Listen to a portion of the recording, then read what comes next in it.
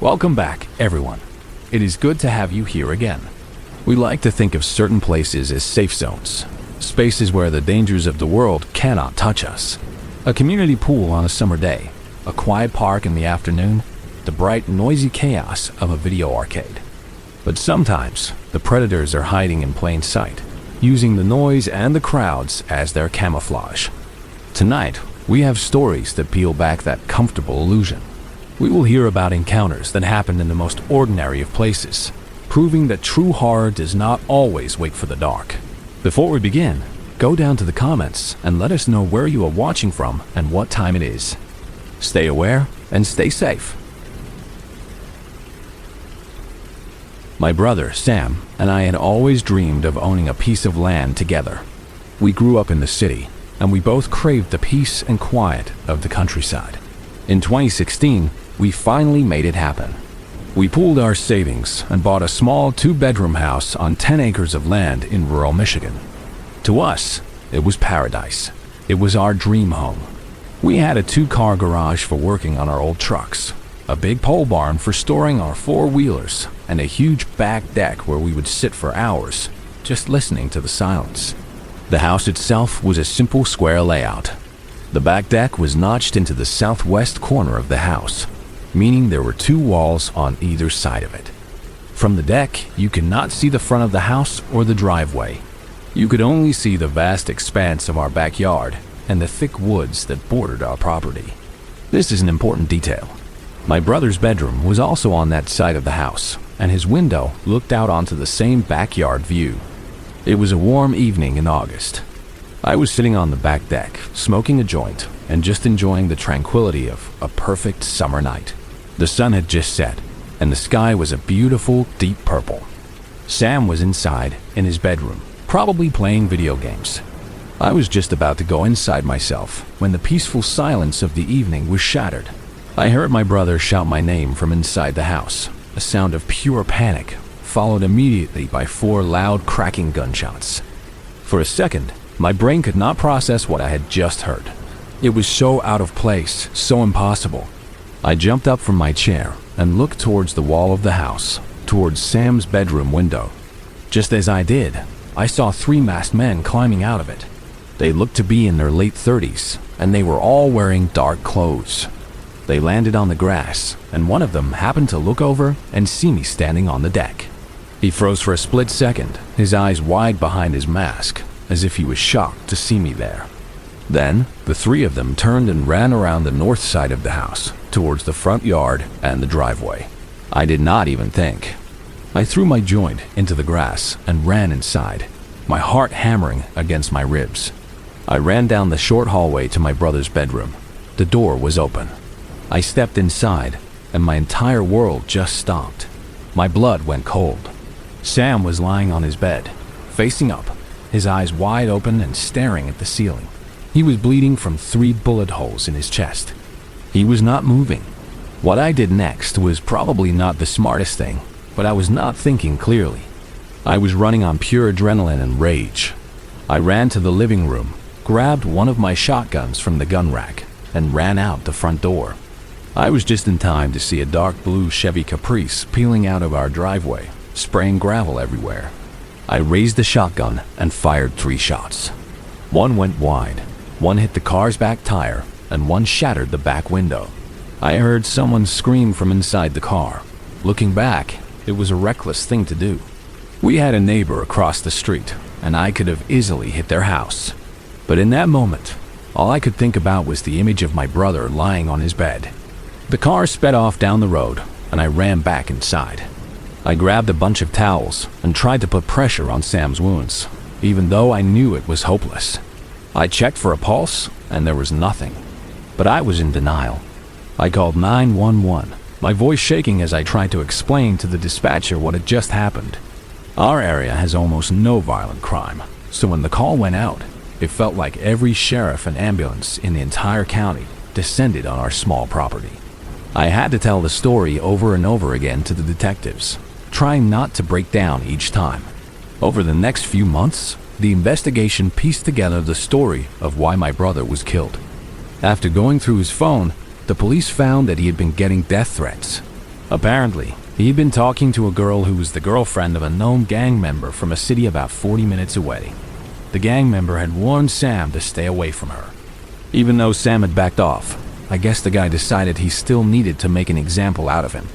The night before he was killed, Sam had received a text from an unknown number that just said, "I am coming for you." Somehow, this guy found out where we lived and brought 2 of his friends with him to do the job. It still amazes me that he was so angry that he drove 40 minutes out into the countryside just to kill my brother over a girl. Karma did its work, though. The man I had shot as the car was pulling away died from his injuries. The other accomplice was caught a few days later during a routine traffic stop. He was driving the same blue Caprice. He was charged with murder and sentenced to death. The guy who orchestrated the whole thing, the gang member, was killed in another shooting in his own city the following week. I had to go to court for shooting at the car, but because of the circumstances, I did not go to jail. I did get a hefty fine for reckless use of a firearm and had to take a gun safety class. I did not care. For almost a year after Sam's death, I was a ghost. I barely left the house. I never went into his room again. I just kept the door closed. That house, our dream home, became a prison filled with horrible memories. I ended up packing up all my things and moving 8 hours away. I still own the house and the land, but I have never been back, and I do not think I ever will be. You can move away from a place, but you can never move away from a memory like that.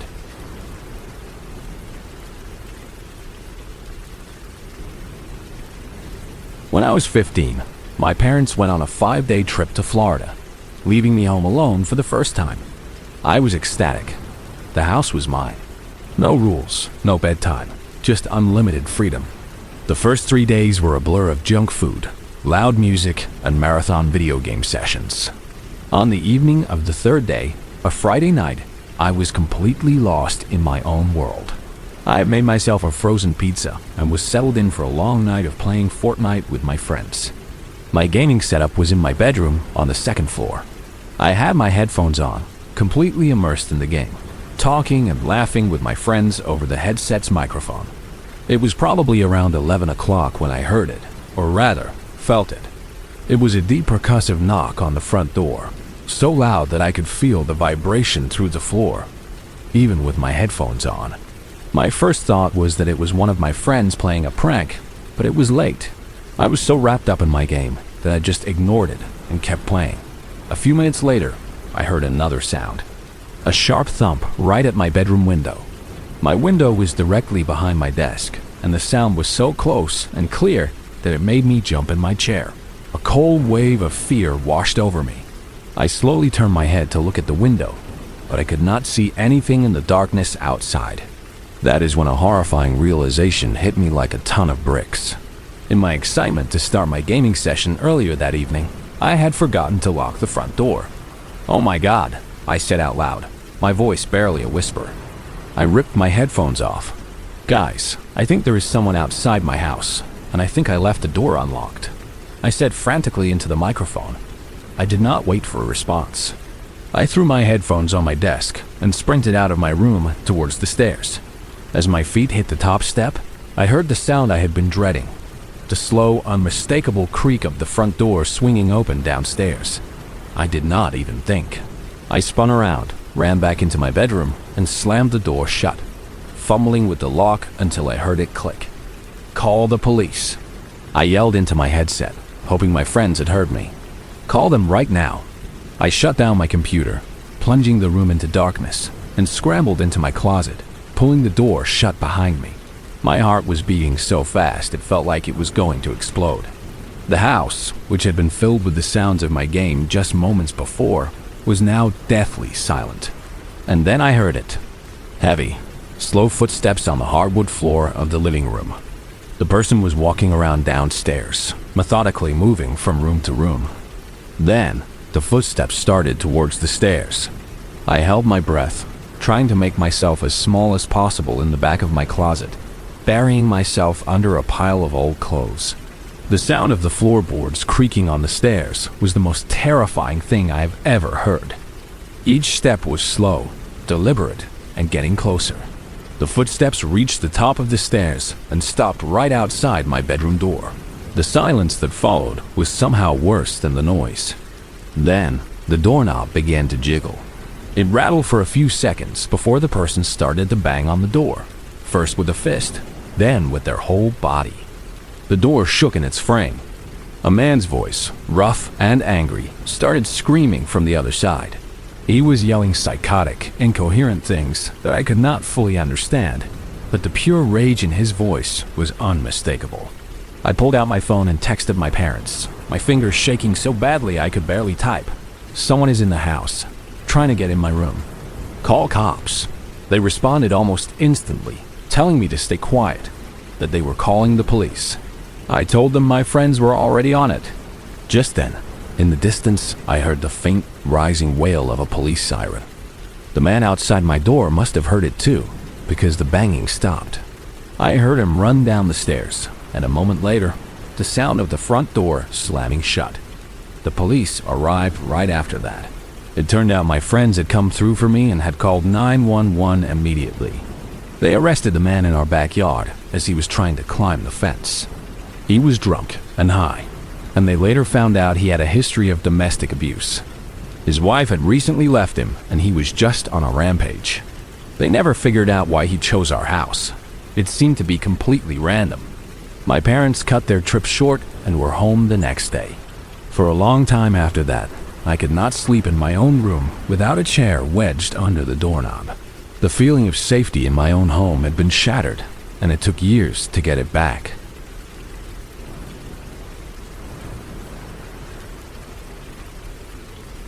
This happened back in 2019, when I was only 7 years old.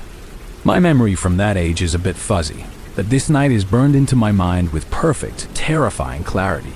My family loved to go fishing for hornpout, which is just what we called catfish, and our favorite spot was a secret place my dad knew about.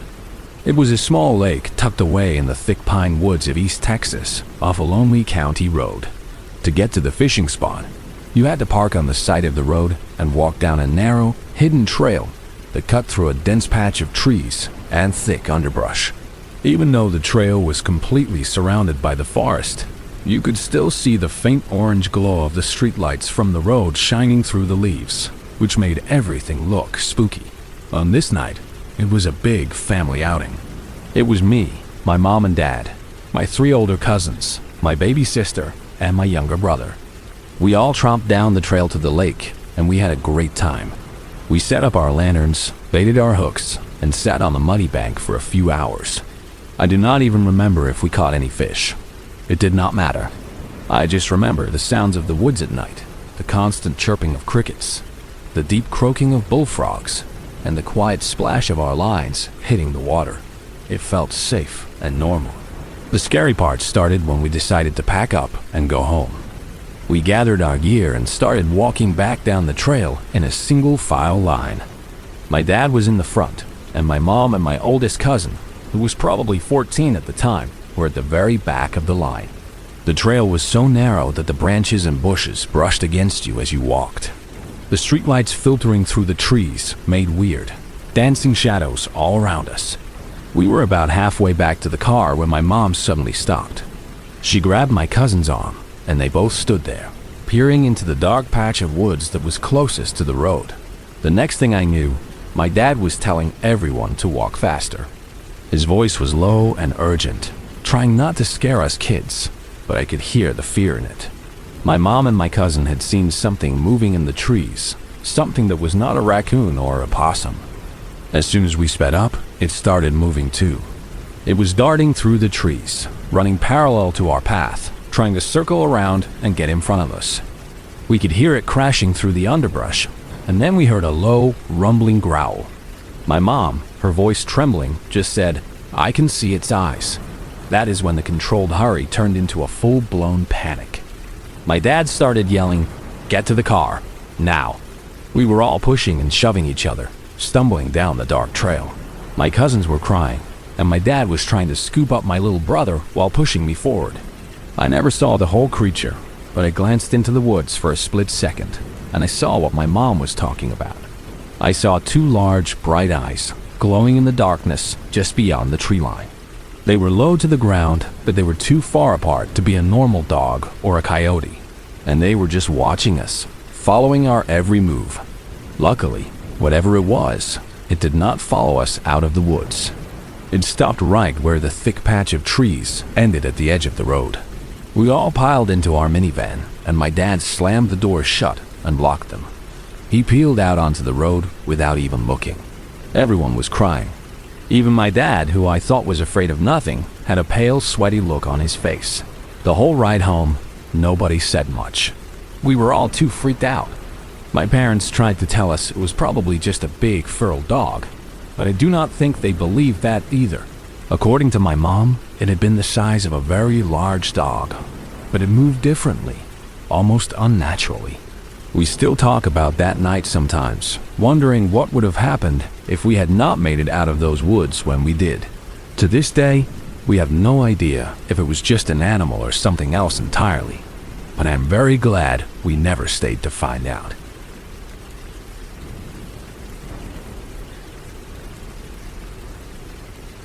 Back when I was 12, in the summer of 2014, my two best friends and I thought that night fishing was the coolest, most grown-up thing we could possibly do. My name is Alex, and my friends were Kevin and Sam. We lived in a sprawling suburban neighborhood in Georgia, the kind with identical houses and winding streets. Near our houses, there was a large apartment complex that had a big retention pond in the back, and we had heard rumors that it was full of catfish. The idea of sneaking out after dark with our fishing rods and a bucket of bait felt like a grand adventure. My mom was hesitant, but I managed to convince her it was safe. It was a decision that I would come to regret. We gathered our gear, loading up my little red wagon with our tackle boxes, rods, and a cooler full of sodas. We set off just as the sun was setting, the sky turning a deep orange and purple. The fishing itself was a blast. We sat on the grassy bank of the pond, telling ghost stories and laughing as we cast our lines into the dark water. The only light came from the dim, yellow security lights of the apartment buildings on the other side of the pond. We did not catch much of anything, but that was not really the point. It was all about the thrill of being out on our own in the dark. The part where things stopped being fun was on the way home. It was late, probably around 11 o'clock, and we decided to take a shortcut back to our neighborhood. It was a long, unpaved path that ran behind the apartment complex, a stretch of overgrown grass and dirt between a chain-link fence on one side and the dark backyards of the apartments on the other. It was a route we never usually took, but we were kids, trying to stretch out our adventure for as long as possible. The path was poorly lit, and the only sounds were our own footsteps and the hum of insects in the tall grass. I was walking a little bit ahead of Kevin and Sam, who were pulling the wagon. I turned around to say something to them, and that is when I saw him.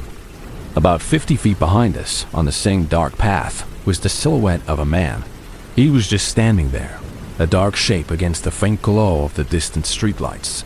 I felt a little prickle of unease. No one ever used this path, especially not this late at night. "Hey guys," I said, trying to keep my voice steady. "There is someone behind us." They both kind of laughed it off, telling me to stop trying to scare them. I insisted they look, and when they finally turned around, their laughter died.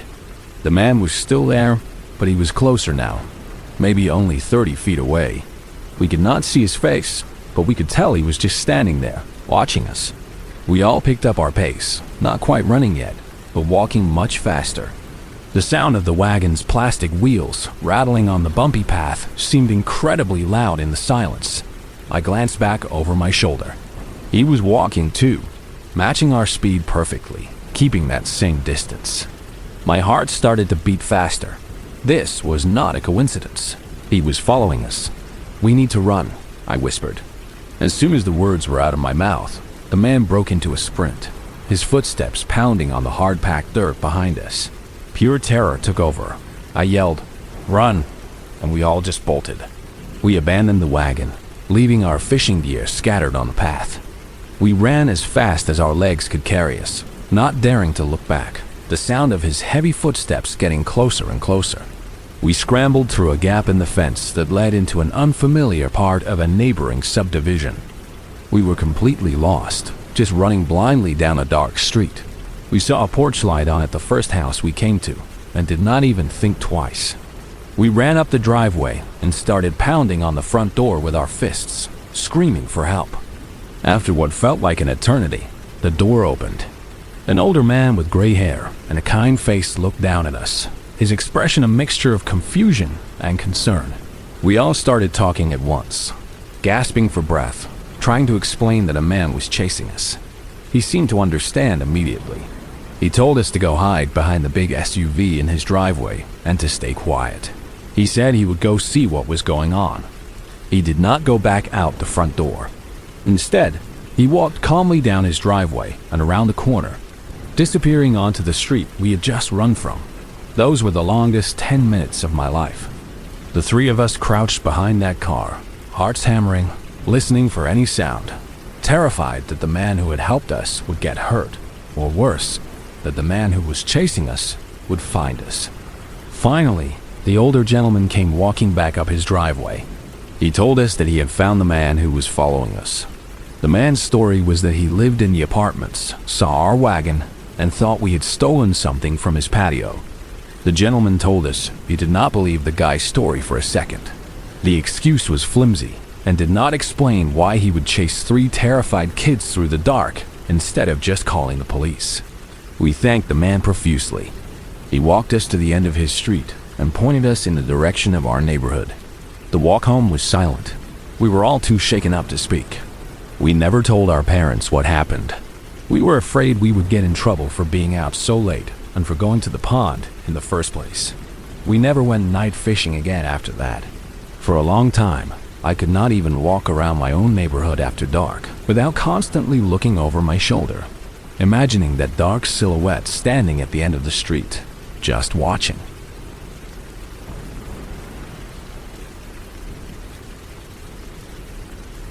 I am the manager of a chain of resale stores, and about a year ago, in 2024, the company transferred me to a new location to get it up and running. The new store was in a suburb about an hour's drive from my house in Houston, Texas. The commute was brutal, and on days when I had to close, I would not get home until well after 10 at night.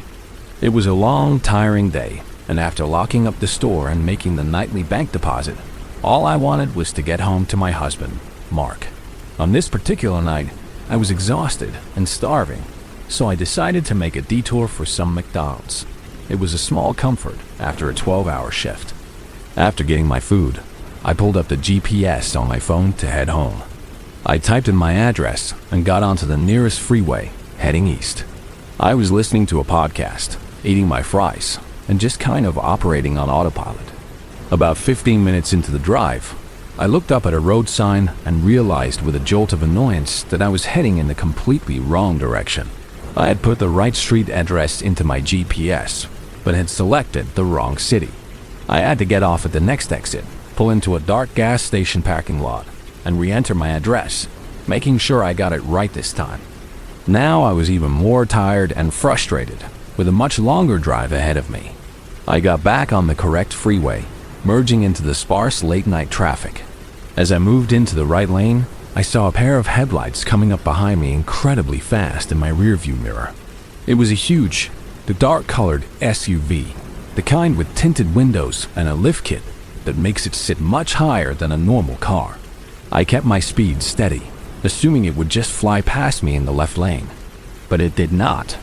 It slowed down abruptly and settled in right behind me, so close that its headlights were completely filling my mirror, blinding me. I immediately felt a knot of anxiety tighten in my stomach. There was no reason for him to be that close. The freeway was practically empty. I called my husband, Mark, needing to hear a friendly voice. I tried to sound calm as I told him about the car behind me. "I am sure it is nothing," he said, trying to be reassuring. "Maybe it is just some kid who does not know how to drive." As he was saying that, the SUV swerved into the left lane. I felt a wave of relief. "Oh, he's going around me now," I told Mark. But as soon as the SUV was parallel to my car, it just stayed there for a few seconds before aggressively cutting back into my lane, right behind me again, even closer this time. It was so close I felt like I could not even see its bumper. My heart started pounding. This was not normal. "Mark," "He's back behind me," I said, my voice shaking a little now. The SUV did it one more time, pulling into the other lane, hovering beside me, and then swerving back behind my car. It felt like a game, like he was toying with me. It was deliberate and aggressive. I stayed on the phone with Mark, but there was not much he could do besides listen. I quietly started praying, asking God to just keep me safe. I tried to rationalize it, telling myself that maybe he was just heading in the same direction, but I knew that was not it. His driving was too erratic, too focused on me. Up ahead, I saw a slow-moving car in my lane. This was a test. I put my blinker on and moved into the left lane to pass it. As I predicted, the dark SUV followed me, sticking to my bumper like glue. After I passed the car, I moved back into the right lane. The SUV followed. This happened a couple more times with other slow cars. He was not interested in getting around them. He was interested in staying with me. I was starting to panic, my mind racing through horrible possibilities. What did he want? Was this road rage? Was he trying to get me to pull over? I knew I could not lead him all the way to my exit. I started speeding up, trying to put some distance between us. Ahead in the distance, I could see a cluster of cars and a few large semi-trucks. That was my chance. I floored it, pushing my little sedan as fast as it could go. I weaved through the other cars, using them as a shield, and tucked myself in between two massive 18-wheelers. I kept glancing at my rearview mirror, my heart in my throat. For a few tense minutes, I did not see the SUV's distinctive headlights. I stayed nestled in with the traffic for as long as I could, my eyes constantly darting to my mirrors. Finally, I was sure he was gone. I had lost him. The rest of the drive home was terrifying. Every pair of headlights behind me made me jump. I was paranoid, convinced he would reappear at any moment. When I finally pulled into my own driveway, I felt a sense of relief so profound it almost made me weak. I ran inside and locked the door behind me. I never got a license plate number, so I could not call the police. I just have to hope that he was just a psycho trying to scare someone, and that he did not follow someone else home that night. It was a terrifying reminder that even in your own car on a public highway, you can be incredibly vulnerable.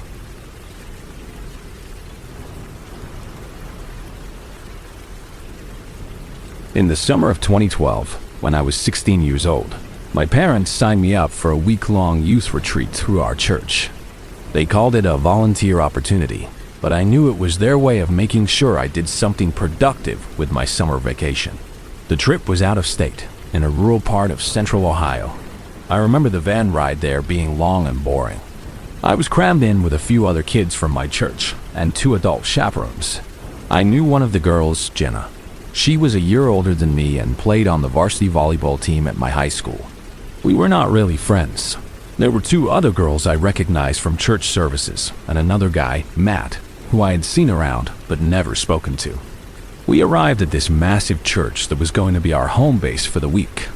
The adults were housed with families from the local congregation, but all of us teenagers, about 25 of us in total, got to sleep on the floor of the church's basement level.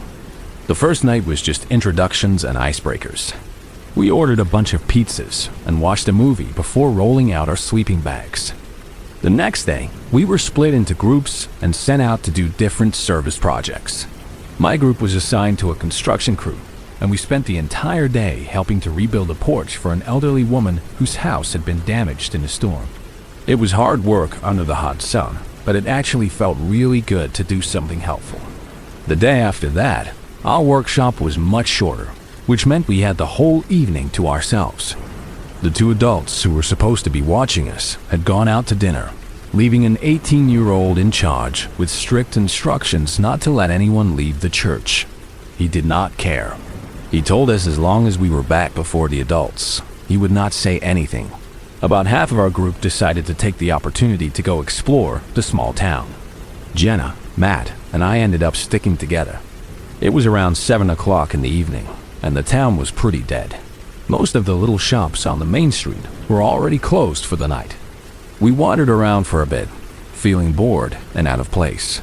Then we came across a small park just off the main square.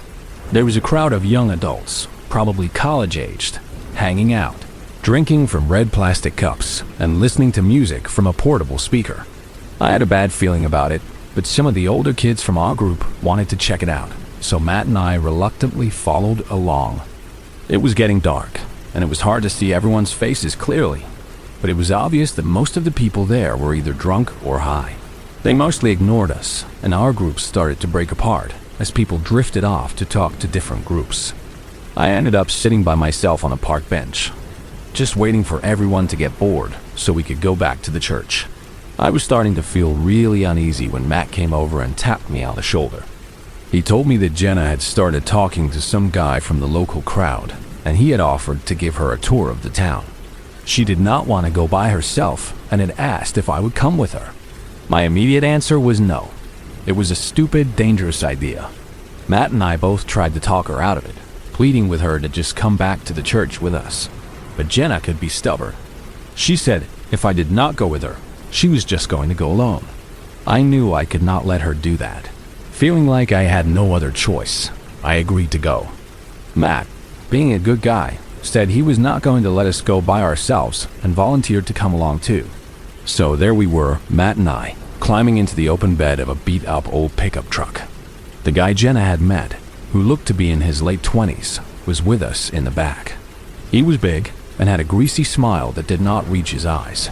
His friend was driving, and Jenna was in the cab, squeezed in the middle. As soon as we were in, the driver peeled out of the park, and the two guys in the cab started howling like coyotes.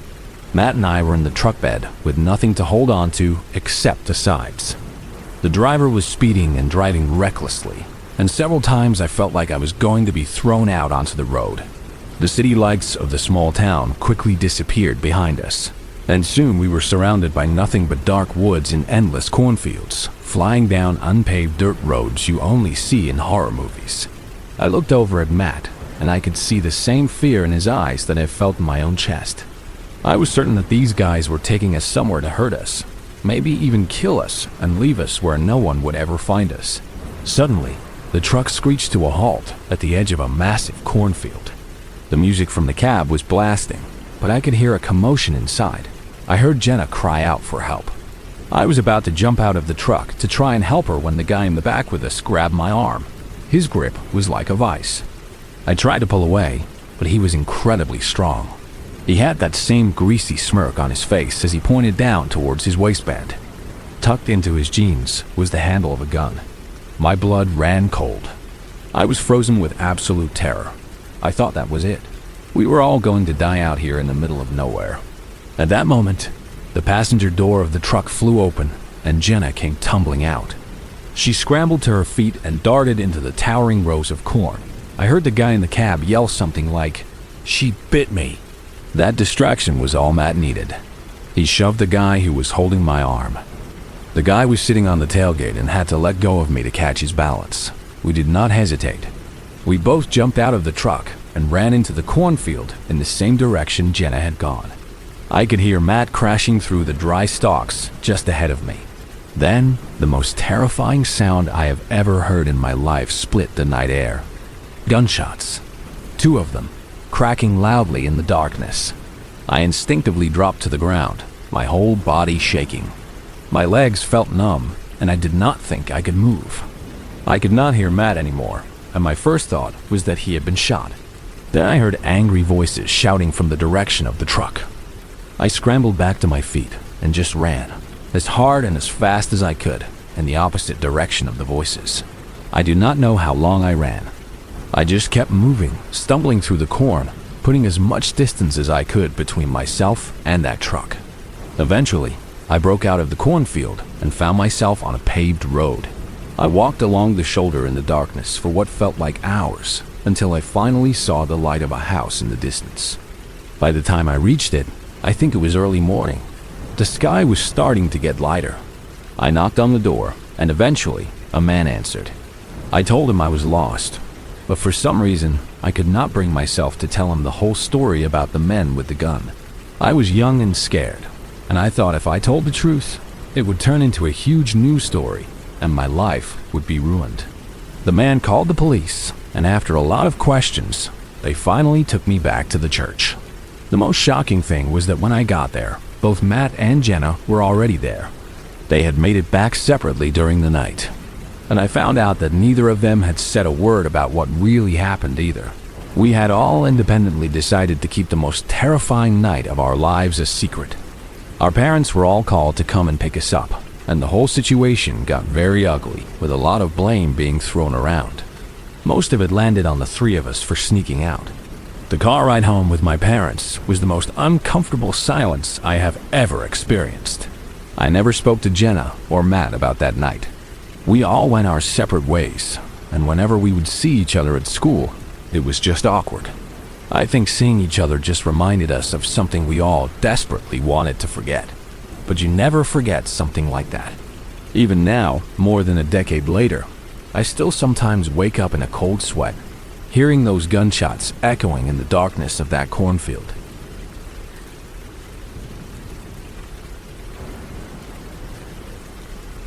When I was about 7 years old, probably around 2010, my brothers and I got to take a special trip with our Aunt Sarah.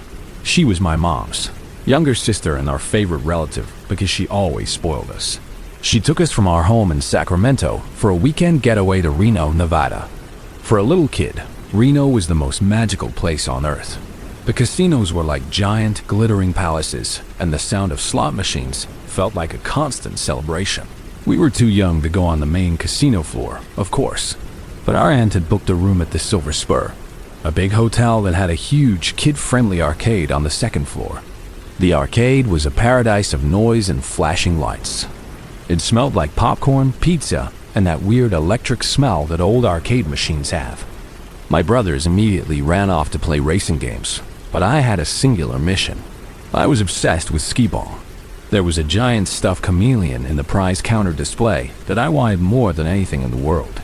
I spent what felt like hours rolling those heavy wooden balls up the ramp, but I was just not very good at it. My scores were always low, and my pile of tickets was pathetically small. I was getting frustrated. Looking around to make sure no one was watching, I decided to cheat.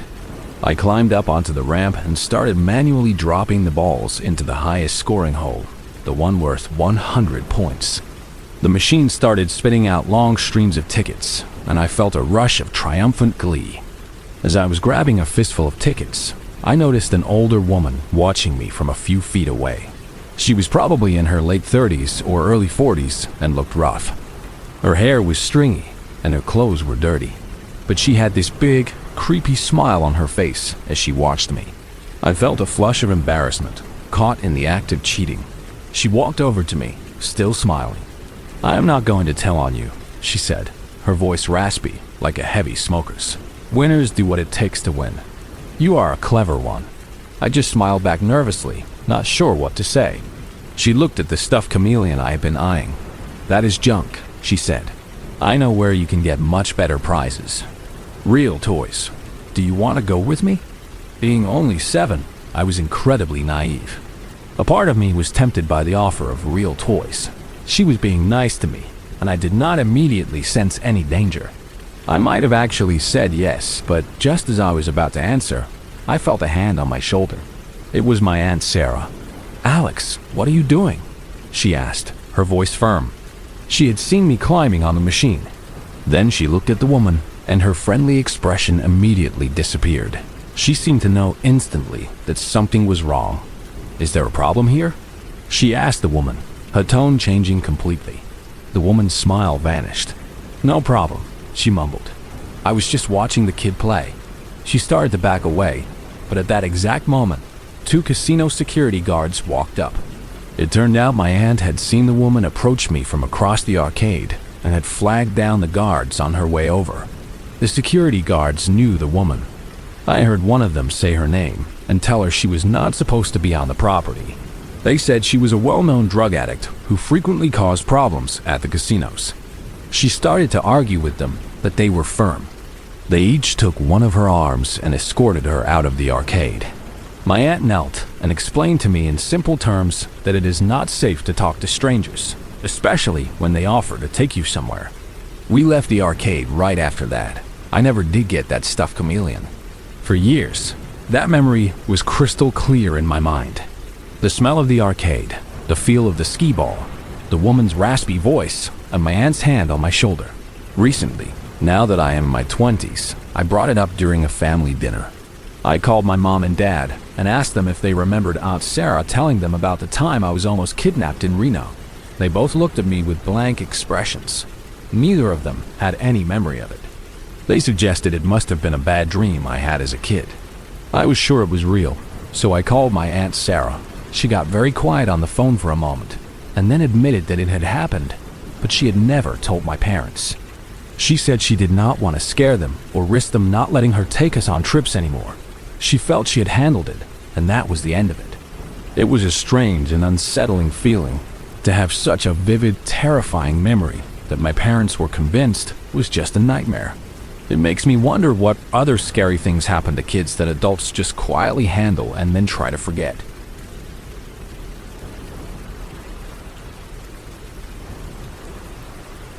Back in the summer of 1999, I was 11 years old and about to finish my last year of elementary school. I was a painfully shy kid, the kind who looked at the ground when adults spoke to me, and I was also incredibly naive. I probably looked more like I was 8 than 11. My mom was very protective, and the phrase stranger danger was practically our family motto. All the warnings I ever got, both at home and at school, were always about strange men. They showed us videos of men in trench coats offering candy from white vans. No one ever told us that women could be dangerous too. My mom even told me that if I ever got lost, I should find a friendly-looking lady to ask for help. That advice seems so strange to me now, after what happened. It was the last week of school, a bright, hot day in early June. As a special treat for finishing the year, our teachers took our entire class to the big local park for the afternoon. We all played some organized games like tag and kickball for a while, but eventually, my best friend Maya and I got bored. We decided to sneak away from the group and go to the playground area, which was on the complete other side of the park. I was surprised our teachers let us go, but with 30 kids to watch, I think they just did not notice us slip away. The park was huge, a massive green space with walking trails and a lake, and the playground was tucked away behind a small patch of woods. Maya and I headed straight for the swings. We had been best friends since kindergarten, practically attached at the hip. We were both sad because we were going to different middle schools in the fall. I was moving to a different town, so we knew this was one of our last chances to just hang out like we always did. We sat on the swings, not really swinging high, just kind of moving back and forth while we talked and giggled about boys and teachers. We were so wrapped up in our own little world that we did not notice two women walking towards us. They came out of the path from the woods, and it felt like they appeared out of nowhere. As far as we knew, our class was the only group in this part of the park. They walked right up to our swings and stood just a few feet in front of us, blocking our path. I remember thinking they looked too old to be on the playground. They were both smiling at us, but it was not a friendly smile. It was more of a smirk, like they knew a secret we did not. I guess they were in their late 20s, maybe even early 30s. One of them, who seemed to be the leader, did all the talking. The other one just stood there, staring at me with that same unsettling grin. "How old are you two?" the first woman asked. I was always taught to be polite, so I told her we were 11 and we were there with our school class. She smirked as she glanced around the empty park. "We are 18, she said. Even as a kid, I knew that was a lie. They looked much older than that. They seemed to focus all their attention on me, mostly ignoring Maya. The woman then leaned in a little closer and said, "We are lesbians. Do you know what that means?" She did not use the word lesbian. She used a much cruder slur that I had heard before, but did not fully understand. I just shook my head and said no. I glanced at Maya, and she suddenly looked very uncomfortable. I think she knew what the word meant. The women seemed to enjoy my confusion. "It means we like girls," the talker said, moving even closer. There were only two of them, but because we were two small girls sitting on swings, it felt like they were surrounding us, trapping us. "Are you two lesbians?" she asked, using that same ugly word again. I was scared, but I also felt a surge of nervous energy. I made some kind of smart aleck remark, something I would never normally do, probably just out of fear. Her smile instantly vanished. "Oh, so you think you are clever, do you?" she snapped. Her voice was suddenly cold and mean. She then asked me if I knew what lesbians did together, using even more graphic and inappropriate language. At that point, I knew we were in serious trouble. I saw the look of absolute horror on Maya's face. She leaned over and whispered to me, "I do not know what to do." I did not want to take my eyes off the women, so I kept looking forward and whispered back, "We need a teacher." Without another word, Maya jumped off her swing. "I'm going to get a teacher," she yelled at the top of her lungs, and then she just bolted. She ran as fast as she could towards the other side of the park, leaving me there completely alone with these two women. I could not believe she had just left me. I was frozen. My first instinct was to run with her, but for some stupid reason, I just sat there on the swing, trying to look calm. I did not want to show them I was afraid. Now that it was just me, they closed in. The main one came right up to my swing, so her legs were almost touching mine. The other one stood off to the side, just watching. The look on both of their faces was pure malice. The leader leaned over me and started rattling the metal chains of my swing, twisting them back and forth. "Now you are in trouble," she said softly. I kept thinking that Maya would be back any second with one of our teachers, but nothing happened. The park was silent, except for the sound of the chains rattling. Finally, I thought, to hell with this. I gathered all my strength and gave the woman leaning over me a huge shove in the chest. It caught her off guard, and she stumbled backward. That was my chance. I scrambled past her and I ran. I ran faster than I have ever run in my life, not daring to look back. I could hear both of them laughing behind me, their voices echoing across the empty park. "Run away, little girl," they shouted. "Go get your teacher. See if we care." When I finally made it back to our group, breathless and terrified, I found Maya. She told me she had told our teacher what was happening, but the teacher had just dismissed her, telling her not to make up stories. She had not even bothered to come and check, even though she knew I was still over there alone. I was so angry and scared. We managed to shake off the experience for the rest of the afternoon, but it is something I have never forgotten. I have no idea what those two women wanted, or what they were planning to do to me. Were they just trying to scare two little girls for fun? Or did they have something much worse in mind? I am just so glad I did not wait for a teacher who had no intention of coming to help. Thinking about what might have happened if I had not run still gives me chills.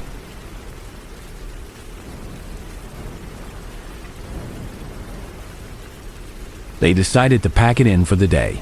As they gathered their rods and tackle boxes, they heard the crunch of tires on the gravel road. A beat-up white sedan, an old Ford Taurus with a mismatched fender, pulled into the small parking area. It did not pull into one of the empty spaces. Instead, it stopped directly behind their truck, blocking them in completely.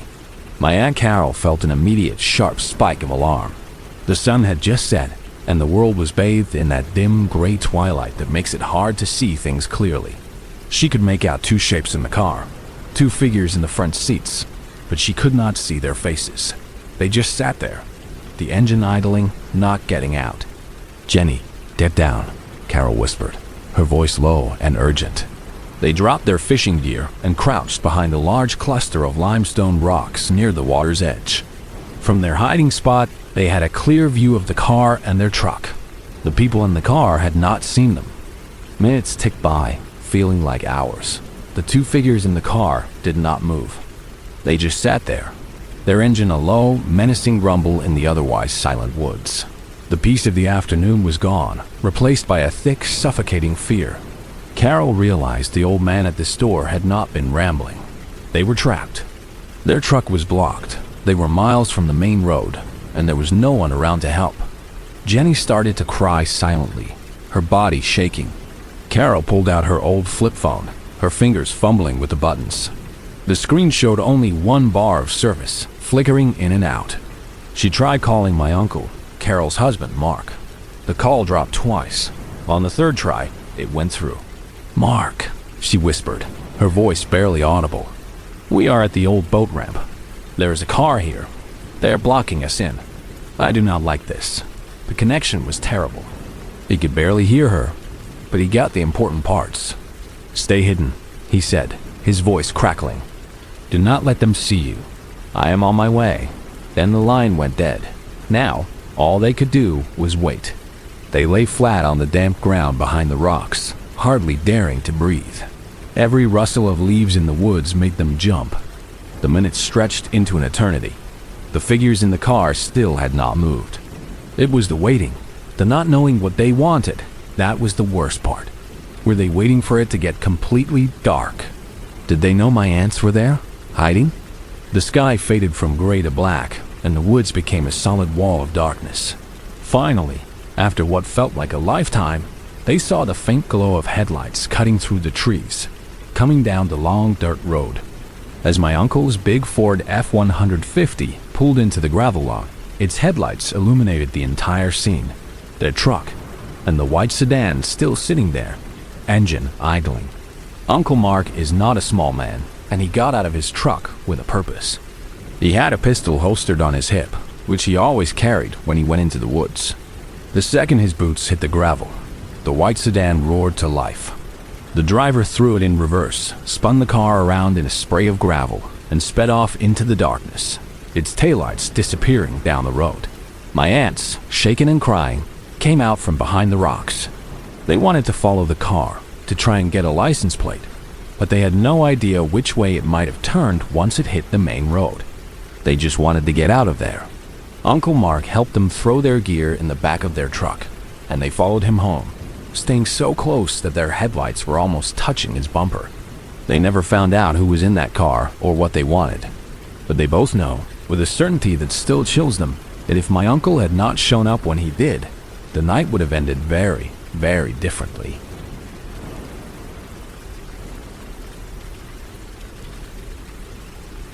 My brother, Ben, is 20, and I am 18. This happened just a few days ago, and I'm still trying to process how lucky we were to walk away from it. We had been on a trip across the country with our aunt to visit some family. We had a great time, but the journey back was exhausting. We flew into the airport, which is about a 2-hour drive from our house. Our uncle picked us up to take us back to his place, where Ben had left his car. It was already around 9 p.m. when we landed, and by the time we got our luggage and drove to our uncle's house, it was almost 10. For some reason, my uncle seemed weird about letting us stay the night, so we decided to just get on the road and push through to get home. We stopped at a drive-thru for some burgers, and Ben got a large coffee to keep him awake. I did not get any coffee because I was planning on sleeping the whole way home. I almost never fall asleep in cars, but we had been traveling since early that morning, and I was completely drained.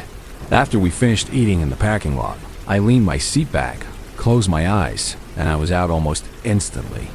I do not know how long I was asleep for, but I know we were on the Greenway Express toll road, a long, dark stretch of highway that cuts through the countryside.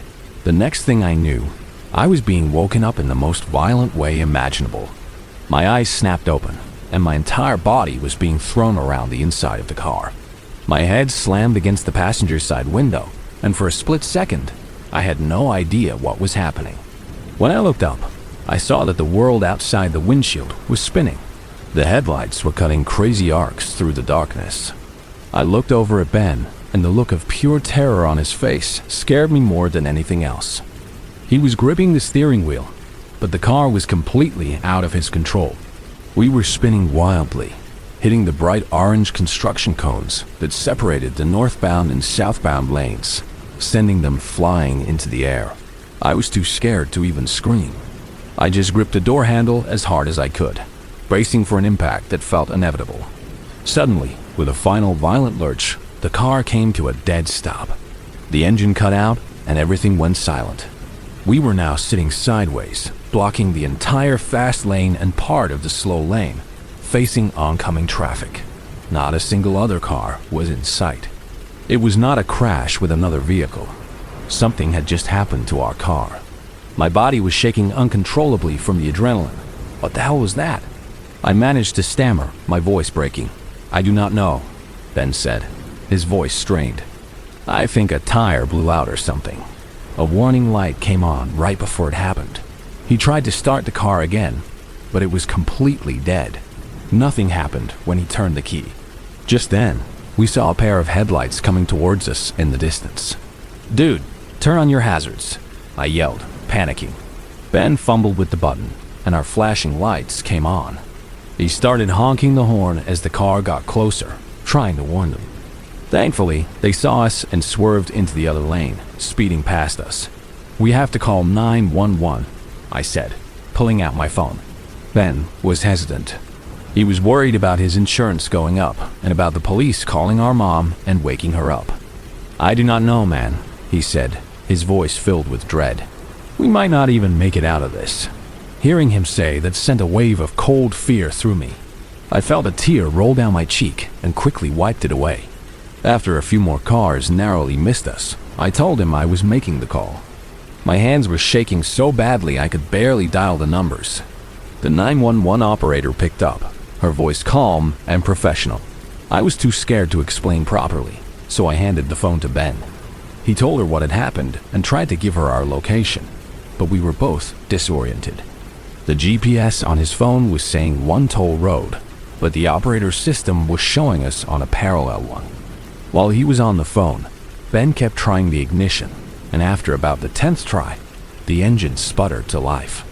A horrible metallic scraping noise came from underneath the car. He managed to limp the car out of the main lanes and onto the shoulder of the road. We got out of the car while we waited for the highway patrol. It was freezing cold outside. Ben looked under the car with his phone's flashlight. It was not a flat tire. The plastic shield under the engine had broken off and was scraping against the pavement. When the highway patrol officer finally arrived, he helped us check everything out. He noticed a shredded orange cone in the middle of the road a few hundred feet back and figured that Ben must have run over it, which caused him to lose control. He helped Ben cut off the dangling piece of plastic, and the car seemed safe enough to drive home. We made it back safely around 1 a.m., both of us completely shaken. I still do not understand how hitting a plastic cone could have caused the car to spin out so violently. It felt like something much more significant had happened, something we just could not see or explain. I know one thing for sure. I will not be sleeping in a moving car again for a very, very long time.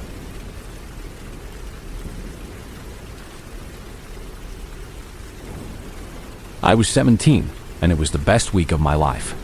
My mom and stepdad had gone on a 6-day trip to Mexico for their wedding anniversary, leaving me, for the first time ever, completely home alone. The taste of freedom was incredible. I spent my days going out with friends and my nights having parties, all without my parents knowing a thing. My mom had hidden her car keys before she left, but it did not take me long to find them. Having a car at my disposal was the ultimate prize. One night, a Tuesday, I drove over to my girlfriend's house. She lived in a neighborhood about 20 minutes away that was known for being a little rough, but I was not thinking about that. It was a school night, but I did not care. I stayed at her house way too late, and by the time I finally left to head home, it was almost 1 o'clock in the morning. The roads were deserted. As I was driving through her neighborhood, I noticed a dark, older model sedan pull out from a side street a few car lengths behind me. I did not think anything of it at first, but when I made a right turn, it made a right turn. When I made a left, it made a left. It was following me. My heart started to beat a little faster. I told myself I was being paranoid. I started making a series of random turns, trying to see if it was just a coincidence. It was not. The car stayed with me, always keeping the same distance. Its headlights a constant menacing presence in my rearview mirror. I finally decided to try and lose them. I knew a back way home, a series of winding country roads that were pitch black at night. I floored it, taking the turns way too fast, and after a few minutes of reckless driving, I looked in my mirror and the headlights were gone. I felt a huge wave of relief wash over me. I had lost them. When I got home, the house was dark and quiet. I took a shower, trying to wash away the nervous energy from the drive. By the time I got out, it was almost 2 in the morning. That is when my dogs started going crazy. I had 2 big Labradors, and they were barking loudly and aggressively at the front of the house, something they never did. I crept into the living room and peeked through the blinds of the front window to see what was going on. And my blood ran cold. Parked on the street, directly across from my house, was the same dark sedan that had been following me.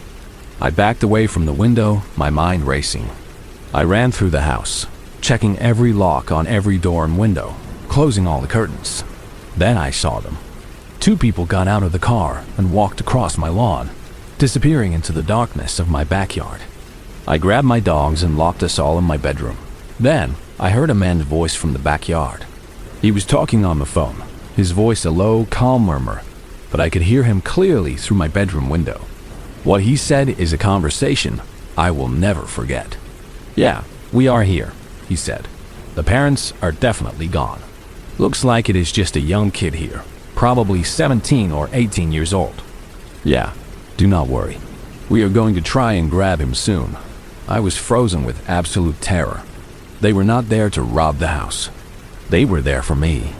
I could hear them in the backyard, trying every window, testing the back door, their movements methodical and patient. My dogs were still barking their heads off.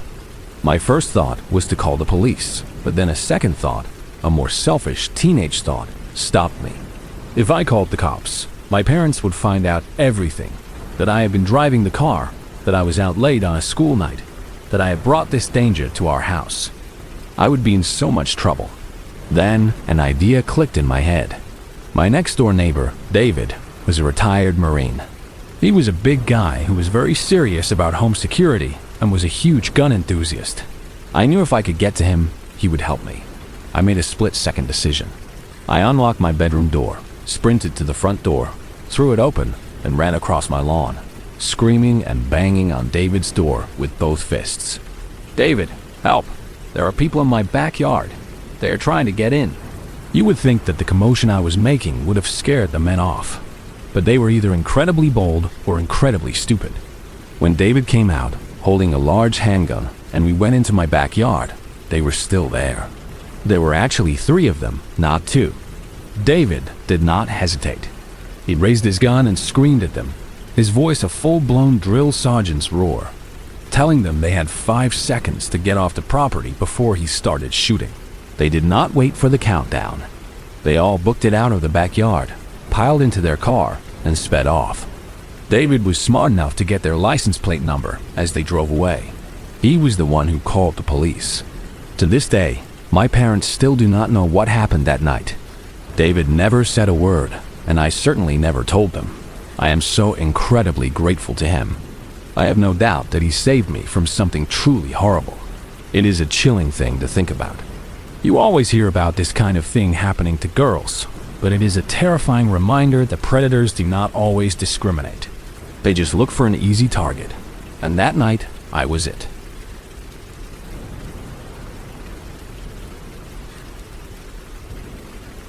For the first 24 years of my life, I lived with my parents.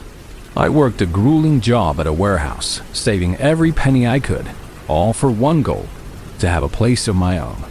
In the winter of 2020, I finally did it. I found a small, 3-bedroom house for rent in a quiet, older neighborhood about 20 minutes from my parents' place. The freedom was intoxicating. I could come home from work and enjoy the absolute silence. I could sleep in on the weekends without being woken up to do chores. I could just be myself, on my own terms. That little house was my sanctuary. But on a cold Wednesday night in February, that all changed. I was in my bedroom, lying in bed and watching YouTube videos on my phone. It was late, probably around 11 o'clock. The house was completely silent except for the low hum of the refrigerator and the sound of the wind rattling the old window frames. Suddenly, a loud, heavy knock echoed from the front door. It was so forceful that it seemed to shake the whole house. In general, I have always been a little nervous about unexpected knocks at the door, but this late at night, it sent a jolt of pure anxiety through me. My first instinct was to just ignore it. I tried to go back to watching my video, telling myself it was probably just a drunk neighbor at the wrong house. 5 minutes later, the person knocked again, even louder this time. I muted my phone and slipped out of bed. I crept over to my bedroom window, which looked out onto the front porch. Peeking through the blinds, I saw a large man standing on my doorstep. He was dressed entirely in black pants, black hoodie with the hood pulled up, and black boots. I could not see his face clearly in the dim glow of the porch light, but I could tell he was big, much bigger than me. After he got no answer, I watched in horror as he reached out and tried to turn the doorknob. The door was locked, but he did not give up. He started to jiggle the handle, and he started pushing against the door with his shoulder, trying to break it down. Full-blown panic set in. My mind was racing. My first thought should have been to call the police, but for some reason, my brain went straight to self-defense. My dad had given me a pistol when I moved out, and I kept it in my nightstand. I ran back to my bed, my hands shaking as I retrieved the gun. Just as I got back to the bedroom door, I heard the sound of shattering glass from downstairs. My front door had a decorative glass panel in the upper half. He had broken it. I heard him reach inside, unlock the door from the inside, and then the sound of the front door creaking open. He was in my house.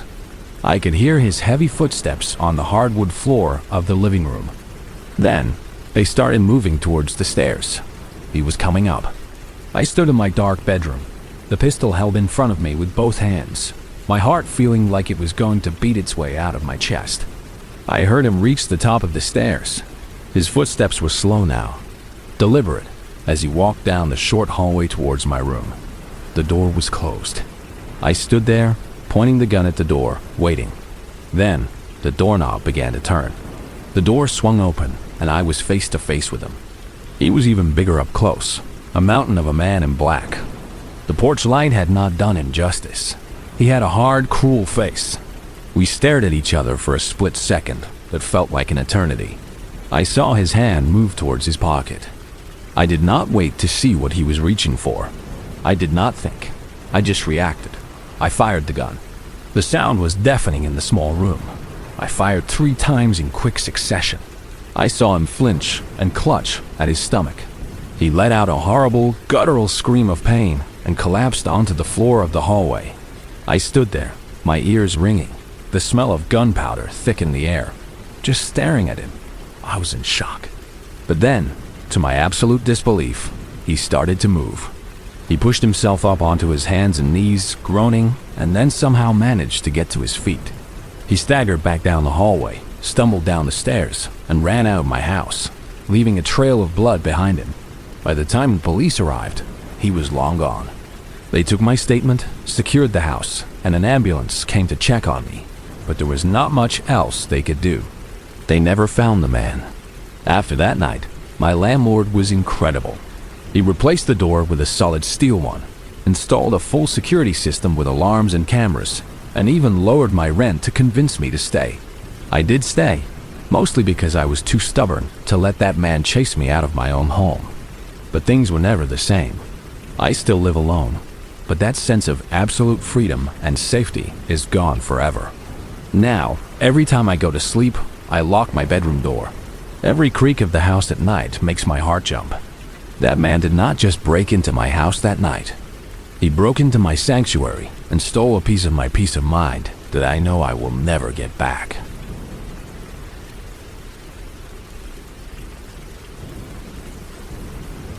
My story takes place in a small rural county in western Pennsylvania, the kind of place that is more rolling hills and farmland than it is people. The county itself is huge geographically, but the population is tiny, all centered around one small town. It is the sort of town where you cannot go to the grocery store without seeing at least 3 people you have known your entire life. It is a place built on familiarity, which is why anything out of the ordinary gets noticed immediately.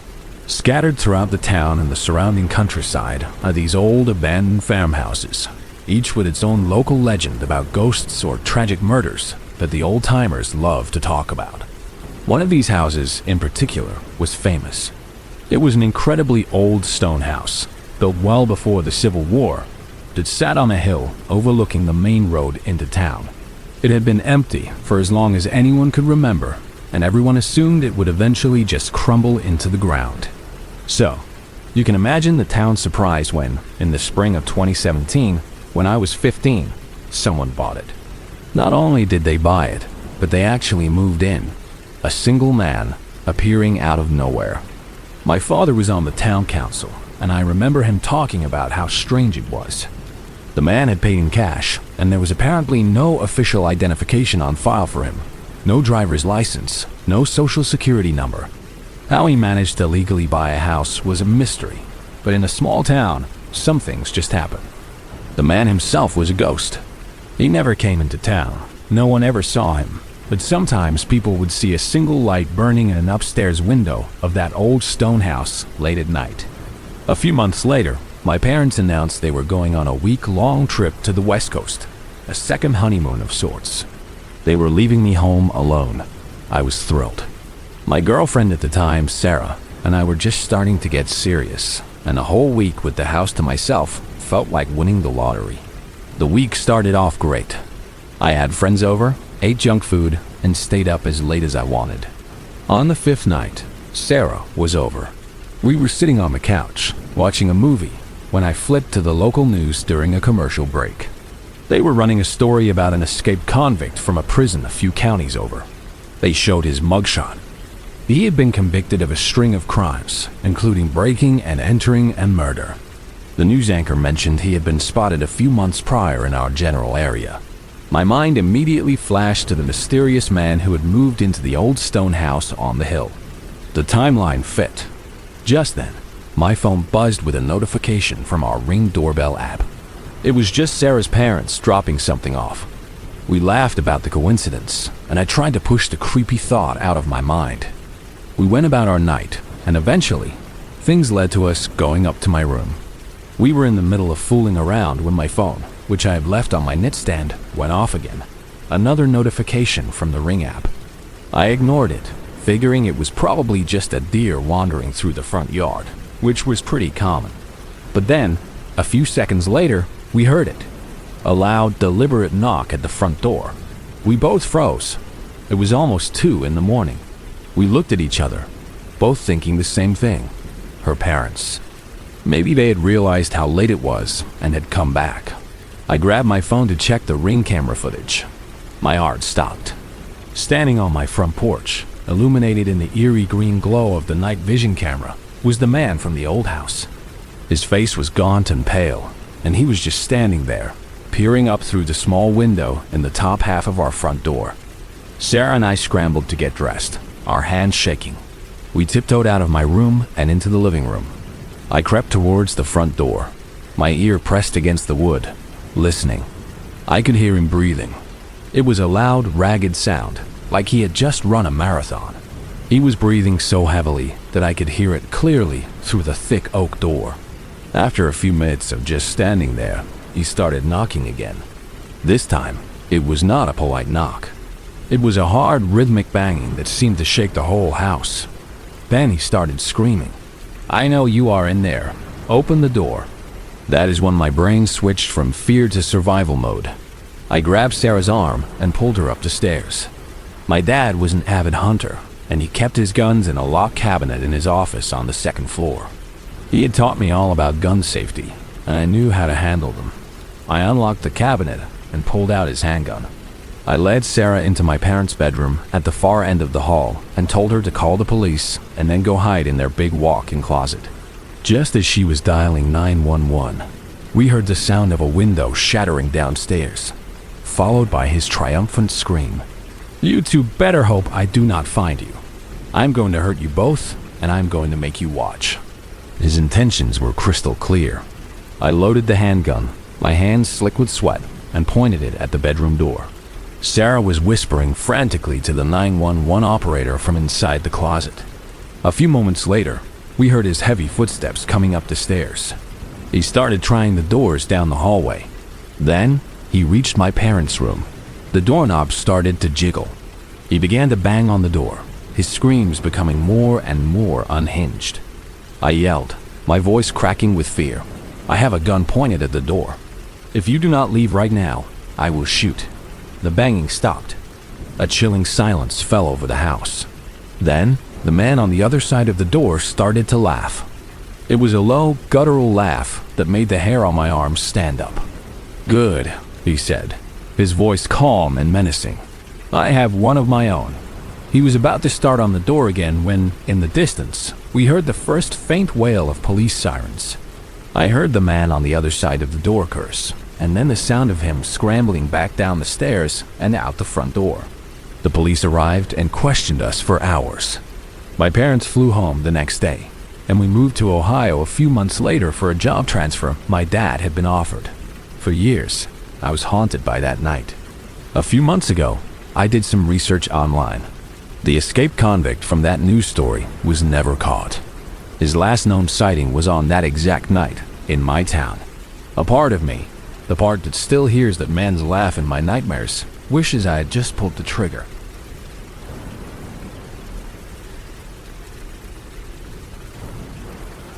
When you are 16, having the house to yourself for a whole weekend is like hitting the jackpot.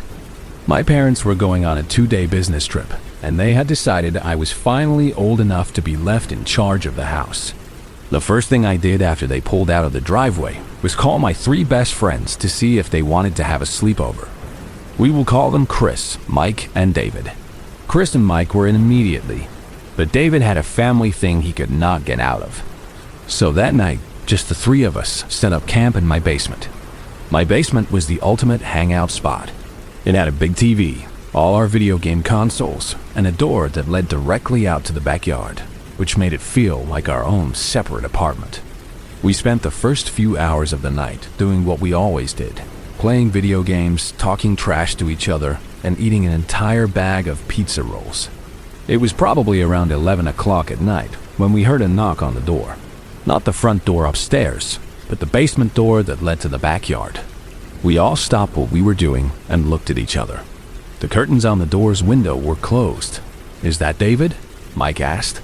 "Did he get out of his family thing early?" It seemed like the only logical explanation. I walked over to the door and pulled the curtains back an inch to peek outside. The backyard was empty. The motion sensor light on the back of the house was not on. There was nothing there but our dark, empty lawn. I closed the curtains, a little weirded out, and walked back to the couch. "There is no one there," I told them. We all just shrugged it off as a strange noise, maybe a branch hitting the door, and went back to our game. But not even a minute later, we heard it again. Another knock, louder and more insistent this time. We all went silent again. This was not a branch. I crept back over to the door and opened the curtain again. This time, my heart leaped into my throat.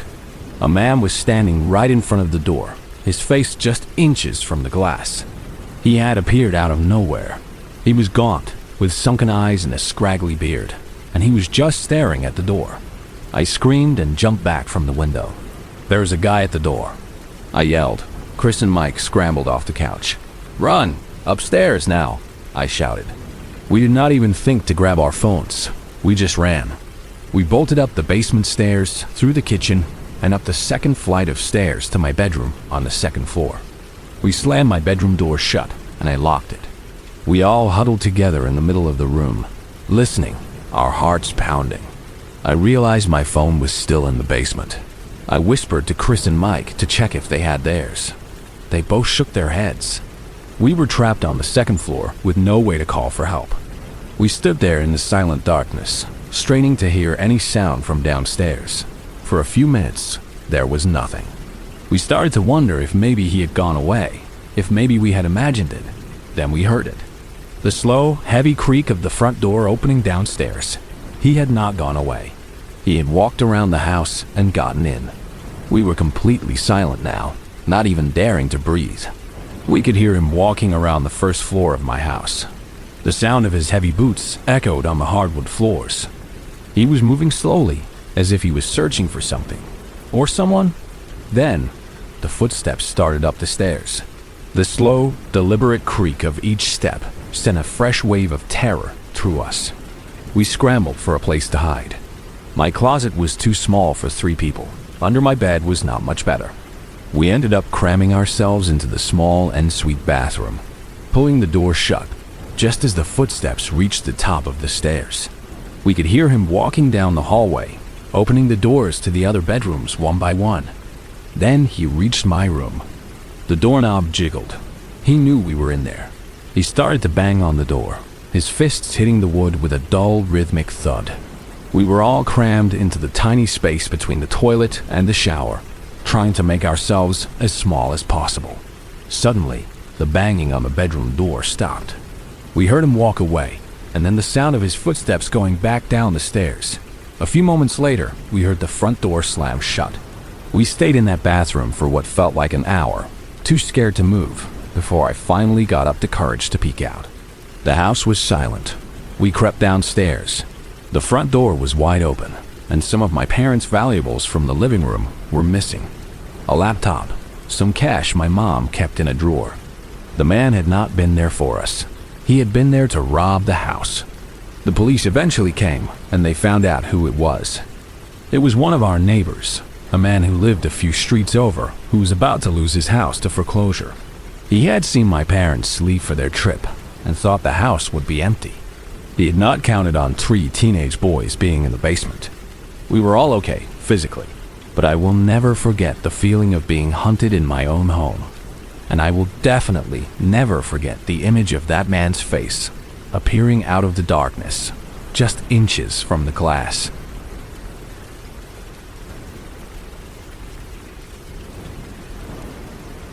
I have always found a strange sort of peace in fishing alone at night. There is something about the quiet, the darkness, and the feeling of being the only person awake for miles that has always appealed to me. But an experience I had about 10 years ago, back in 2015, changed that for me. It planted a seed of fear that has stayed with me ever since, and what happened just tonight has made that fear bloom all over again. Let's start with what happened 10 years ago. I was in my late teens, and my favorite fishing spot was a concrete seawall that ran alongside a busy bridge. I would go there late at night when the traffic had died down. One night, a beat-up old car pulled over on the shoulder near where I was sitting. 2 guys, a few years older than me, got out. They walked up to me casually, asking if I was catching anything. I told them I was not having much luck. I was not suspicious at all. It was a popular spot, and I just figured they were other fishermen. I was sitting on the edge of the seawall, my feet dangling over the dark water about 8 feet below. We were making small talk for a minute or two when one of the men, without any warning at all, just shoved me. The push was hard and unexpected. I tumbled off the seawall and plunged into the cold, black water. The shock of the fall and the icy water knocked the wind out of me.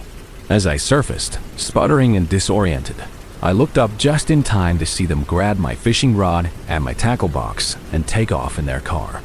The fall itself was not huge, but the seawall was smooth concrete, and there was nothing to grab onto.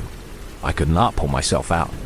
I had to swim about 100 yards in the darkness to a place where the bank was more shallow, and I could finally climb out. My phone was ruined, my cigarettes were soaked, and I was freezing cold and in shock. My mom was supposed to pick me up later, but I had no way to call her. I just had to sit there, shivering on the side of the road, until she eventually showed up, worried that I had not called. I will never forget that feeling of complete vulnerability, the realization that 2 people would risk my life for a $50 fishing setup. They had no idea if I could swim. I could have hit my head on the rocks below. They did not care. That incident instilled a deep-seated caution in me. So now, back to tonight. I was at my new favorite spot, a small but deep fishing hole on the side of a quiet state road near my house. It is secluded, and I have never seen another person here at night. I had just finished up and packed all my gear into my car. I was sitting in the driver's seat, scrolling through my phone, about to post a picture of the fish I had caught. I was completely absorbed in what I was doing, not paying any attention to my surroundings. Something, maybe just a flicker of movement in my peripheral vision, made me look up. And my heart just about stopped. A huge, jacked-up pickup truck was sitting right next to my car. I had not heard it pull up at all. It was one of those trucks you see in rural areas, with a big metal frame structure over the bed, the kind that hunters or trappers use. And in the passenger seat, not 5 feet away from me, was a man. He was a stereotypical redneck type, with a greasy mullet and chubby face. He was just staring into my window, looking right at me. And he was smiling, a slow, creepy smile that did not look friendly at all. I could not see the driver past him. My mind immediately flashed back to that night on the seawall. The same feeling of sudden, unexpected danger washed over me. I had no idea how long they had been sitting there, just watching me while I was oblivious on my phone. My first instinct was to wind down my window and ask them what they wanted, to confront them. But then I thought about the seawall. I thought about how quickly a seemingly normal situation can turn violent. For all I knew, the second my window was down, I could be looking at the barrel of a gun. I decided not to give them that chance. I did not acknowledge them in any way. I just put my car in drive, swerved around their truck, and sped down the road. My hands were shaking, and my heart was pounding. I was so freaked out that I did not want to go straight home, in case they decided to follow me. I drove to a well-lit parking lot a few miles away and just sat there for a while, watching my mirrors.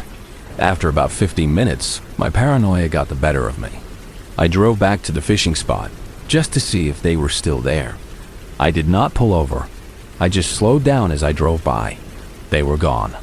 Now, as I sit here writing this, I cannot stop replaying it in my head. Why did they pull up so close and just sit there in silence? Were they just curious about my fishing spot?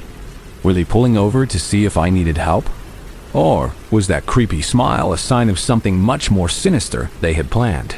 My reaction to just drive off might seem unfair to some, but after being assaulted once, you learn that you cannot afford to give strangers the benefit of the doubt, especially not late at night in an isolated place. That one act of violence 10 years ago has permanently rewired my brain to expect the worst. And tonight, I am just glad I listened to that fear.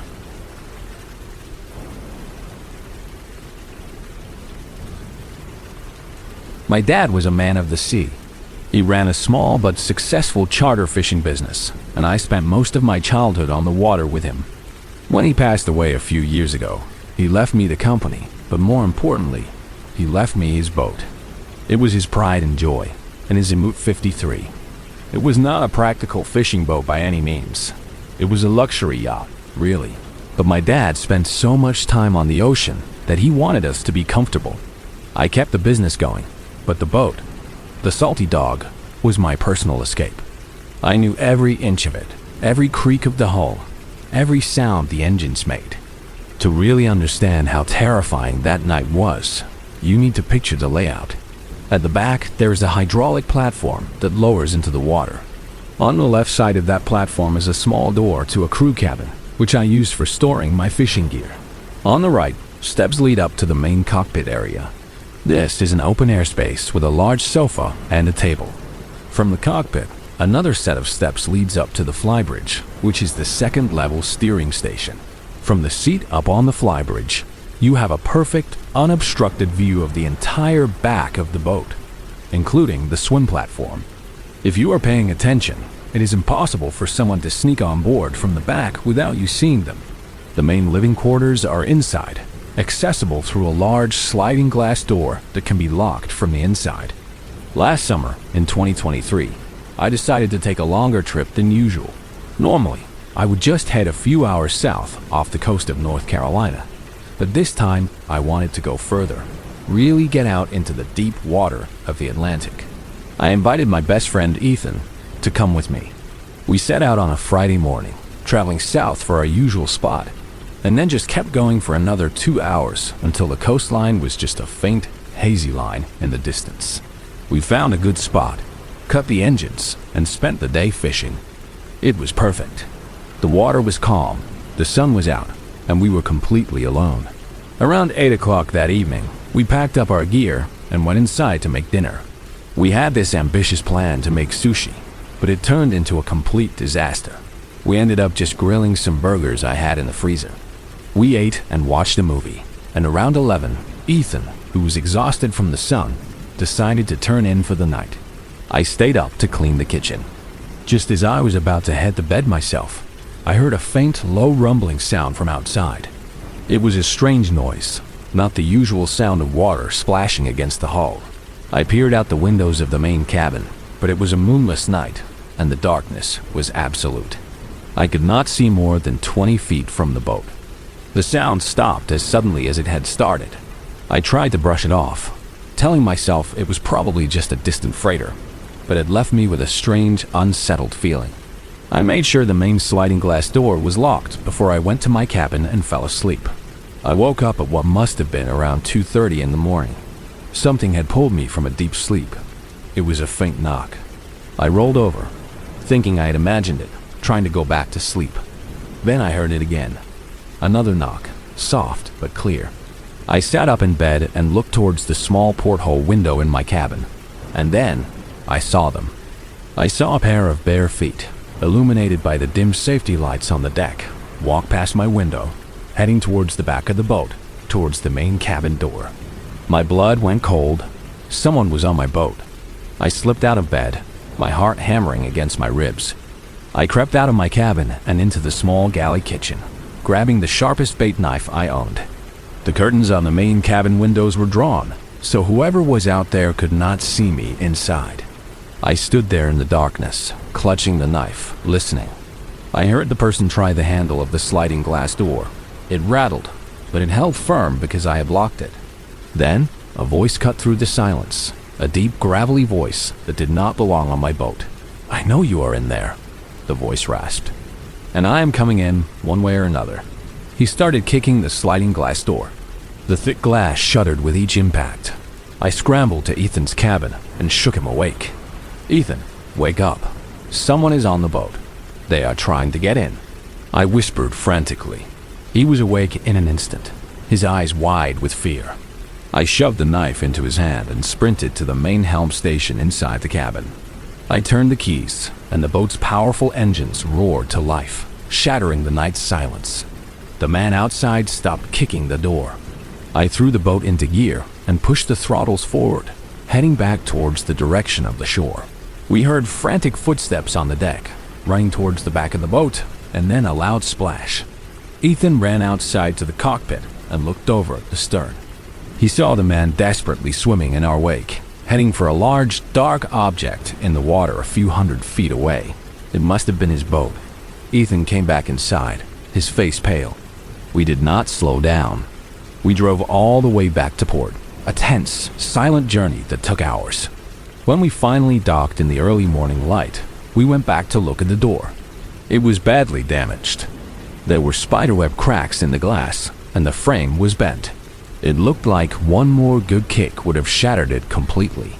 The low rumbling sound I had heard earlier must have been his boat, which meant he had been circling us, waiting for more than 3 hours. The only reason he jumped off was because he did not want to lose his own boat as we sped away. I still have nightmares about what would have happened if I had forgotten to lock that door.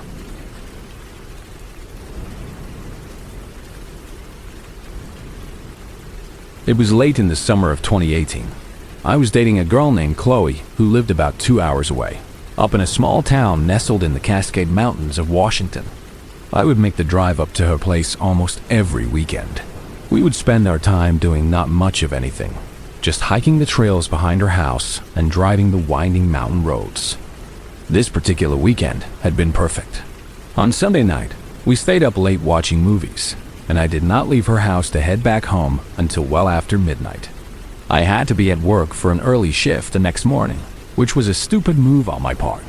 I was already exhausted before I even got in the car.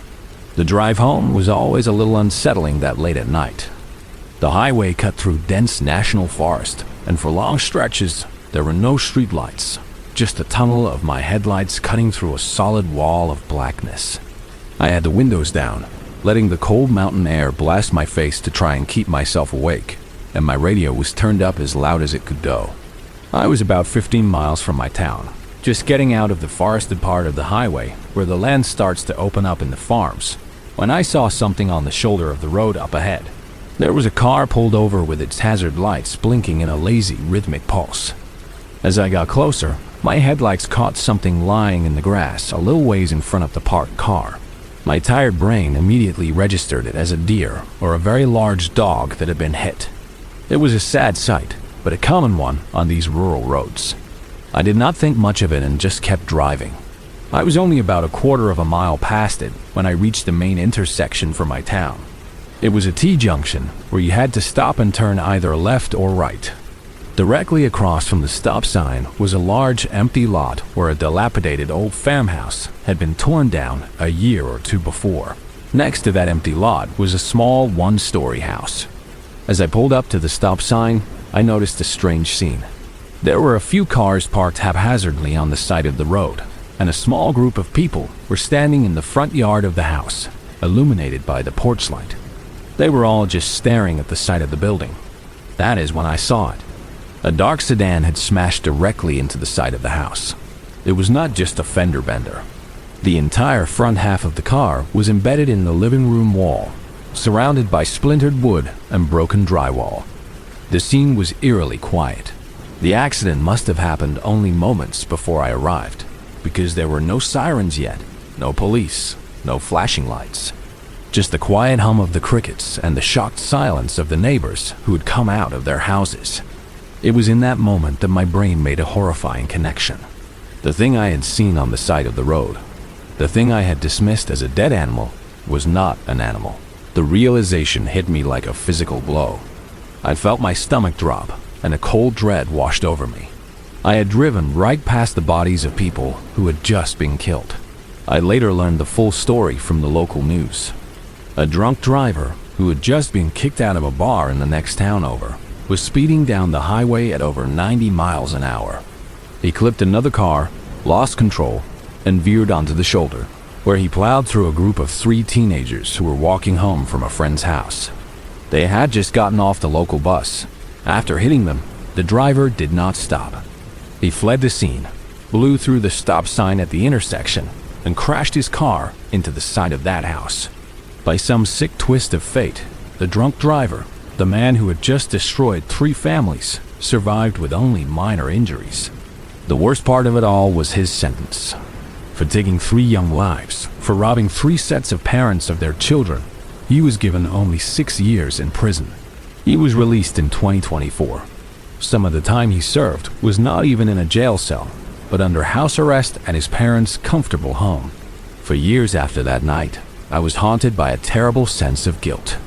I kept thinking about how tired I was, how my own reaction time was slowed. I had driven past mangled bodies, and my exhausted mind had not even registered what I was seeing. In that sense, I was not much better than the drunk driver. The thought that has stayed with me, the one that still wakes me up sometimes, is the timing of it all. I kept wishing that I had left Chloe's house just 5 minutes earlier. If I had, maybe he would have hit me instead. Maybe those 3 kids would have made it home safely that night. They would be in their mid-20s now, living their lives. But instead, they are gone, and I am left with the memory of that quiet, horrific scene on the side of the road.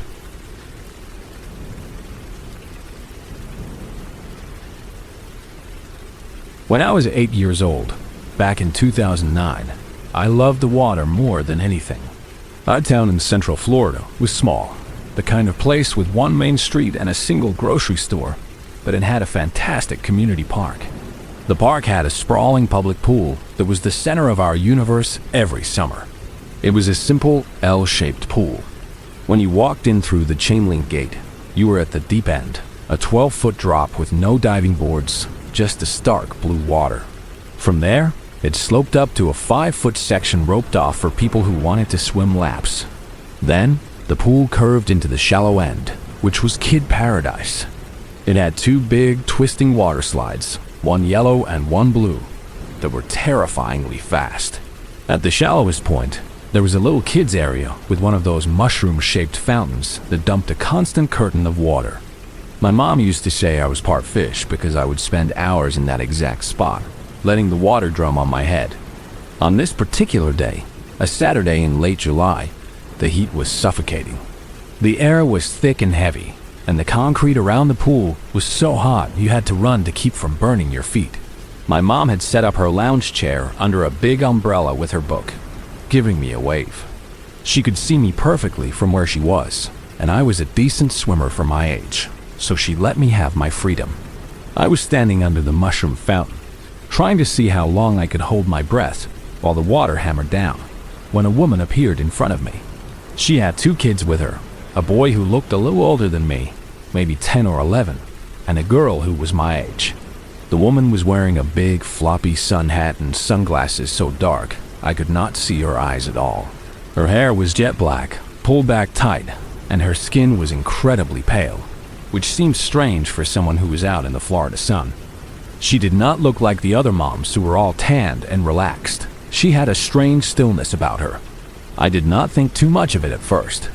The pool was always packed, and it was normal for parents to be right there in the water with their kids. She knelt down, so her face was level with mine, and the water lapped around her waist. She had a smile that seemed a little too wide. "Hello," she said, her voice surprisingly soft. "My children are a little shy. Would you mind playing with them for a bit?" I was an only child, and most of the kids on my street were older, so the offer of new playmates was exciting. I nodded without saying anything, just looking at her two kids who were hiding behind her legs. It was a weird way to ask, but I was just a kid and did not question it. We all went over to the big water slides. The little girl, whose name I never learned, said she was scared of the water and did not know how to swim, so she stayed at the bottom. I went up the winding plastic stairs with the boy. The line was long, and we stood there for a while, the hot plastic sticking to our wet feet. He asked me what my name was, and I told him it was Leo. He said his was Daniel. He was quiet for a moment, just looking out over the entire pool area. My older brother would have loved this slide, he said, almost to himself. It was a strange thing to just say out of the blue. I asked him where his brother was. Daniel's whole body tensed up. He turned his head away from me and looked down at the ground. "Just forget I said that," he mumbled, and he would not look at me again until it was our turn to go down the slide. We went down the slides a few more times. Daniel seemed to be having fun, and I started to forget about his weird comment. But then, as we were walking back down the stairs one last time, he suddenly pulled me behind the big pillar that supported the slide structure. His eyes were wide, and he was genuinely scared. He was bouncing on his feet and tapping his foot nervously against the wet concrete. "Listen to me," he whispered, talking really fast.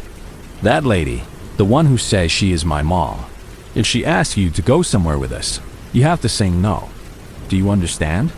Do not go with her."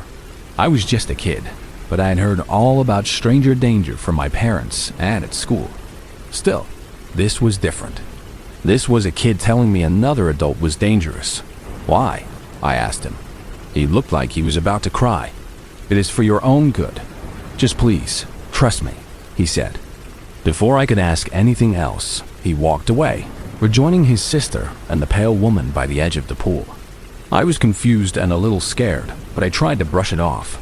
I went back to the shallow end and started splashing around again, keeping an eye on my mom, who was still reading her book. Less than 5 minutes later, the same woman walked up to me again, this time without the kids. She had taken her sunglasses off, and her eyes were a very light, cold blue. "Hey, sweetie," she said, her voice sugary sweet. "We are going to go get some lunch and then ice cream. Would you like to come with us?" She looked just like any other mom at the pool. She was not acting weird or scary, and for a second, I forgot Daniel's warning. The thought of ice cream was very tempting. I opened my mouth to say yes, but then I looked over at the field of lounge chairs. I saw Daniel standing near the entrance gate with the little girl. He was staring right at me, and he slowly shook his head, a look of pure panic on his face. Seeing that brought his warning rushing back to me. No thank you," I said to the woman. I tried to find my mom, but her chair was empty. My heart started to beat faster. I scanned the whole pool area, but I could not see her anywhere. A wave of panic washed over me. The woman knelt again, her smile becoming a little tighter, a little less friendly. "We can get you a new toy," she said, her voice still sweet but with a hard edge to it. "How about a new action figure? You would like that, wouldn't you?"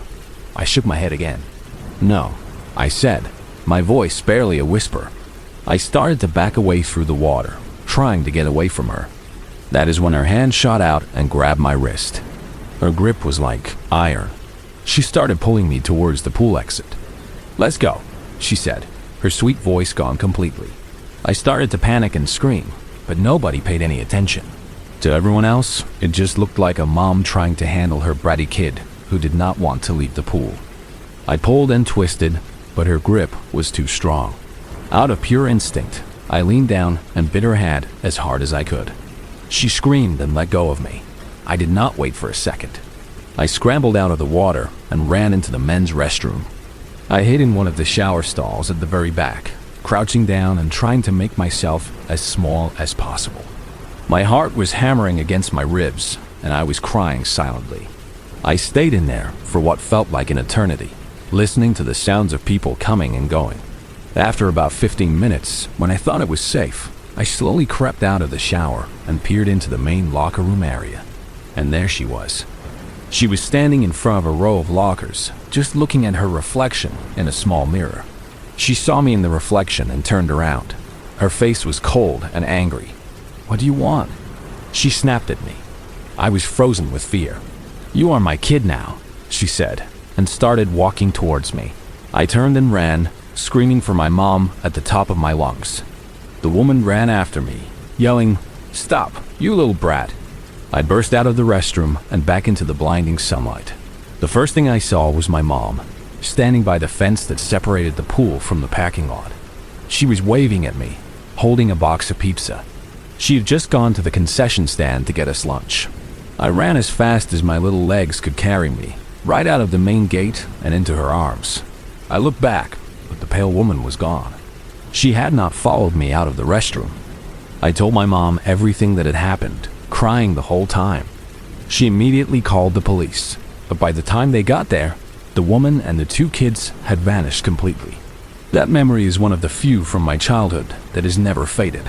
For years, I thought about Daniel and what he did for me. Then, when I was 26, I was in a Walmart in a different city. I was just grabbing some groceries when I walked past the community board near the entrance. They had a section for missing children, and there he was. It was an age-progressed photo, but I knew it was him instantly. The name underneath confirmed it. Daniel. He had gone missing from a park in another state when he was 9 years old, a year before I met him at the pool. Next to his picture was a photo of a 3-year-old girl, his sister, who had gone missing with him. The woman had been collecting children. That boy, who was already a victim, went out of his way to warn me, a complete stranger. He saved my life that day. I just wish I could have done something to save his.